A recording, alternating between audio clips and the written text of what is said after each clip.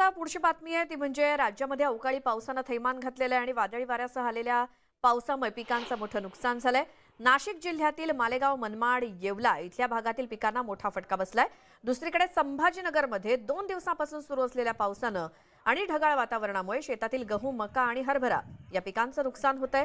हातातोंडाशी आलेला घास अवकाळी पावसानं फिरवल्यामुळे बळीराजा मेटाकुटीला आलाय, तर नांदेडच्या मुदखेड तालुक्यातील बारड शिवारात गारपीट झाली असून केळीच्या बागा उद्ध्वस्त झाल्यात। बुलढाण्यात सुद्धा अवकाळीचा तडाखा बसला असून पिकं वाचवण्यासाठी शेतकऱ्यांची धडपड सुरू आहे।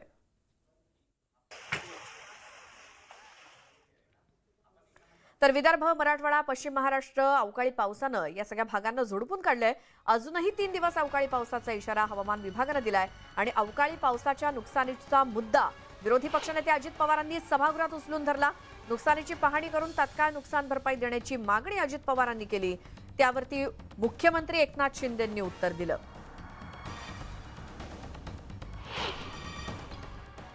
सरकार संवेदनशील आहे का नाही कळायला मार्ग नाही। अब्दुल सत्तार साहेबांनी स्वतःच्या सिल्लोड मतदारसंघात शेतकऱ्यांच्या आत्महत्याविषयी तरी असे काही उलटे करायला नको। ते अवकाळीने शेतीचे फार नुकसान झालेले नाही असे तारेही त्यांनी तोडले। इकडे राज्याचे तत्पर मुख्यमंत्री कुणाचाही फोन उचलतात, असे व्हिडिओ फिरतात आणि त्यांच्या वाचाळ मंत्री मात्र आधार देण्याच्या ऐवजी शेतकऱ्यांची अशा प्रकारची कुशेषा करतात।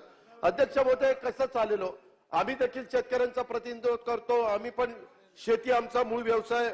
आणि अध्यक्ष महोदय, काल अक्षरशः गालीच्या पसरावा अशा पद्धतीनं बर्फाचा थरच्या थर वेगवेगळ्या भागामध्ये पसरलेले। अध्यक्ष महोदय, आता इथं बघा, अवकाळी पावसाने गारपिटीनं महाराष्ट्रातील अनेक जिल्ह्यात गहू, हरभरा, पालेभाज्या आणि फळ पिकांची वाट लागली। अजून आठवडाभर कुठं ना कुठं पाऊस पडण्याची, गारपीट होण्याची शक्यता आहे। अध्यक्ष महोदय, सरकारने तातडीनं पंचनामे करून मदत केली पाहिजे। हातातोंडाशी आलेलं पीक जर शेतकऱ्यांचं गेलं तर शेतकऱ्यांनी न्याय मागायचा कुणाला, शेतकऱ्यांनी पाहायचं कुणाला? मी नांदेडच्या कलेक्टरशी स्वतः बोललो रात्री।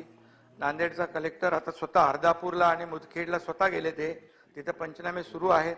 नाशिक कलेक्टरशी मी बोललोय, तिथले पंचनामे सुरू आहेत आणि त्याचाही अहवाल ते पाठवतात। त्यामुळे शेतकऱ्यांच्या या अतिवृष्टीमुळे जे झालेलं नुकसान, आता मधल्या गेल्या आठवड्यात झालेलं नुकसान, त्याचेही पंचनामे या ठिकाणी जवळपास पूर्ण झालेले आहेत। आज कालपासून जो काही ठिकाणी पाऊस पडतोय त्याचे देखील पंचनामे स्वतः कलेक्टर स्वतः तिथे, आता काल आणि आज दोन्ही अभिजित राऊत कलेक्टर आहे तिथे स्वतः गेला होता। आणि त्यामुळे दादा